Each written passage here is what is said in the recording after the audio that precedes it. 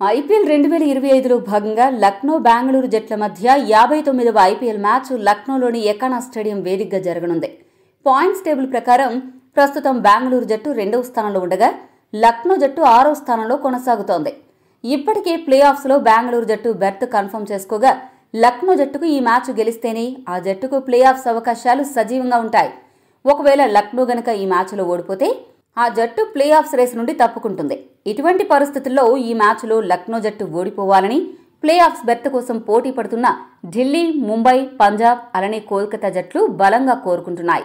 ఈ రోజు ఆర్సీబీ గెలిస్తే టాప్ 1 ప్లేస్ కన్ఫర్మ్ చేసుకోవచ్చు. ఇటువంటి సువర్ణ అవకాశం కోసం బెంగళూరు జట్టు గట్టిగానే ఈ రోజు లక్నోతో తలపడనున్నట్లు తెలుస్తోంది.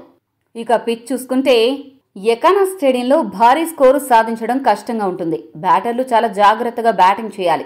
ఈ పిచ్ ఫాస్ట్ బౌలర్లకు, ఇటు స్పిన్నర్లకు కూడా చక్కగా సహకరిస్తుంది. ఇటువంటి పరిస్థితుల్లో ఈ రెండు జట్లలో ఏ జట్టు బలంగా ఉంది, ఏ జట్టుకు గెలిచే అవకాశాలు ఎక్కువగా ఉన్నాయనే విషయాలను ఇప్పుడు మనం తెలుసుకుందాం. ముందుగా లక్నో జట్టు విషయానికి వస్తే ఆ జట్టు బ్యాటింగ్ ఆర్డర్ చాలా పేలవంగా ఉంది. ఆరంభంలో మెరిపించిన పూరన్ ఇప్పుడు పూర్తిగా అవుట్ ఆఫ్ ఫామ్లో కనిపిస్తున్నాడు. మార్కరం, మార్ష్ కూడా త్వరగా అవుట్ అయిపోతున్నారు. ఈ ముగ్గురు మినహా మిగతా లక్నో జట్టులో ఏ బ్యాటర్ కూడా మ్యాచ్ విన్నింగ్ ఇన్నింగ్స్ ఆడే రేంజ్లో బ్యాటింగ్ అయితే చేయడం లేదు. అంత గొప్ప ఫామ్లో కూడా ఎవరూ లేరు.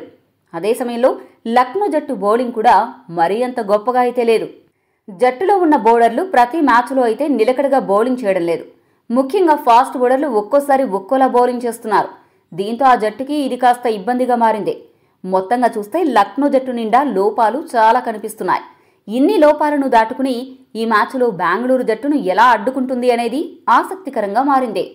అదే బెంగళూరు జట్టు విషయానికి వస్తే కొత్త ఓపెనర్ జాకబ్ బెథెల్ సూపర్ బ్యాటింగ్తో ఆకట్టుకుంటున్నాడు. కోహ్లీ సూపర్ ఫామ్లో ఉన్నాడు. ఇక గత మ్యాచ్ రోమారియో షెఫర్డ్ విధ్వంసం గురించి ప్రత్యేకంగా చెప్పనవసరం లేదు. అతడికి తోడుగా టిమ్ డేవిడ్ కూడా జట్టులో ఉన్నాడు.